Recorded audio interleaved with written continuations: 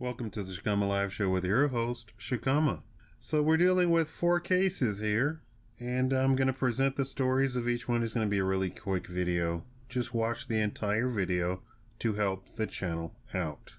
If you have OCD or whatever, if you're short attention, just go ahead and click off right now because you're going to mess up everything if you do it in the middle of it. So if you don't have short attention, watch the whole video.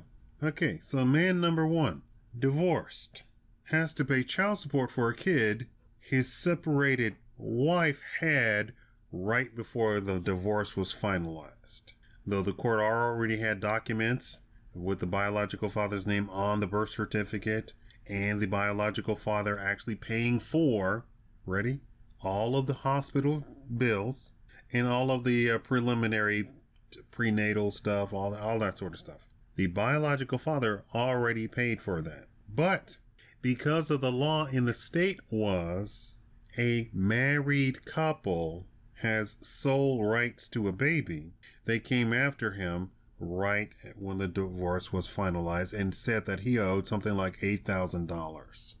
It was only until he went to the local news investigative reporter, that sort of team, and had the newspaper, start asking questions why this is, did they lay off him and realize that all the bills had already been paid. Now, I'm assuming that the woman in the case is the one who went after the husband, the ex-husband. Okay, man number 2, unwittingly a side dude. Now, I don't speak slang, but I know slang. So, unbeknownst to him, he thought he was dating a regular single woman. Turns out he was a side dude. She got pregnant, had the baby, and then they show up and say, this woman that you thought was your girlfriend and her child, you cannot come with any distance within because married couples have the sole rights to a child. What are you talking about, married couple? That woman is actually married to a husband. She's not divorced. She's not about to be divorced. And the husband has completely signed over all of the documentation saying that he's a father and they will take, and you are now cannot see the child nor the woman. And that side dude wanted to pay child support and have custody of the child, and no, the law states that only a married couple can have the sole rights over the child. Man number 3, state senator, tried to rewrite the law, which was written in 1956. Let me tell you, the world was completely different in the United States in 1956. In 1956, it was unthinkable that anybody other than a married couple could have a child. Unthinkable. I used to, when I was younger, when somebody said, do you have any children? I said, I'm not married. And they said, you don't have to be married to have children. I said, well, in my family, you have to be married to have children. I don't know what kind of family you have, but in my family, you have to be married to have children. So this state senator tried to rewrite the law that was written in 1950s to state that husbands, not biological fathers of children, and divorced husbands should not be forced to pay for children that are not theirs. The rewrite of that particular law was defeated in the legislature. Now, I wonder why. Now, it seems that would be a no-brainer and everybody would sign off on that. Oh, okay, husbands who are not actually biological fathers who then divorce or whatever do not owe any sort of child support, that it should be the sole purpose of the biological father to take care of his biological children, right? Seems logical. But no, that was defeated. Moving on. Now, a woman can fool around, get pregnant, have a baby, and the husband is forced to pay for that child. Check your particular state to see if that's the law in your state. A woman can fool around, get pregnant, have a baby. Sorry, I'm actually married. Bye-bye to the biological father, and the biological father has no rights over the child, and he can be prevented by threat of criminal court to never approach the child, even though he thought he was the dating a single woman.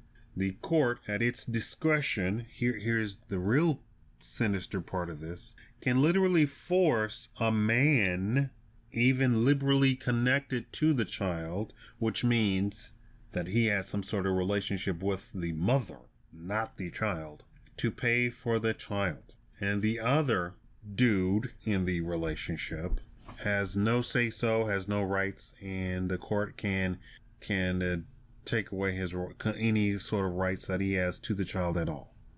Why? It comes under that term, in the best interest of the child.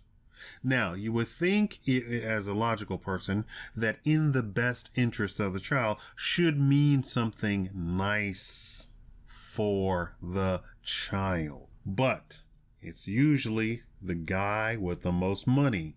And the guy with the most money is always in the best interest of the child. Has nothing to do how much you love the child, how much time you spend with the child, how much the child is attached to you. I know they've actually used that terminology in court, but that's not what they mean.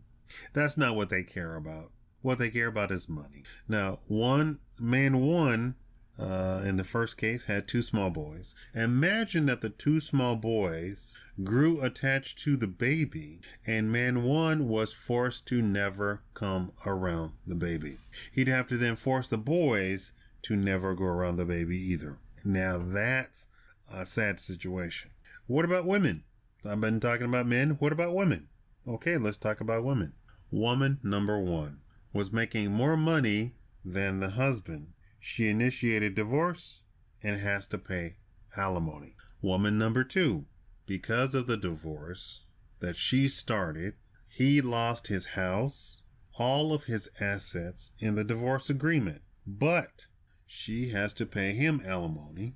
Come to find out, she ended up taking out 3 mortgages on her own house because she doesn't make anywhere near the income that the final divorce agreement had calculated.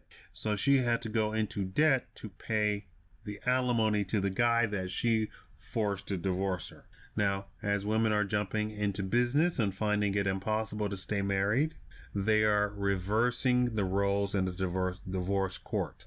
Now, because they make more money than the men, they are the ones who have to pay the alimony, the child support, give up custody, blah, blah, blah. If you have a man who is a stay-at-home dad or a house husband, and he is the primary caregiver, he's going to get custody, he's going to get alimony, and he's going to get child support. Number 2, women make more money than men now and are paying the alimony. They are miscalculating the dollars and are coming out on the other side of divorce completely surprised and amazed that this is the outcome of the divorce.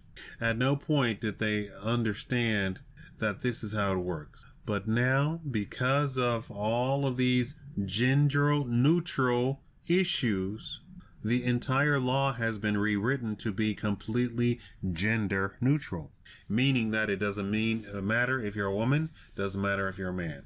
Now, of course, check your state to see what the laws are in your state, but there you have it. The laws are gender neutral for the most part in most states, and the woman can and do pay alimony to the man, give up child custody, and pay child support. Now the question is, how did we get here?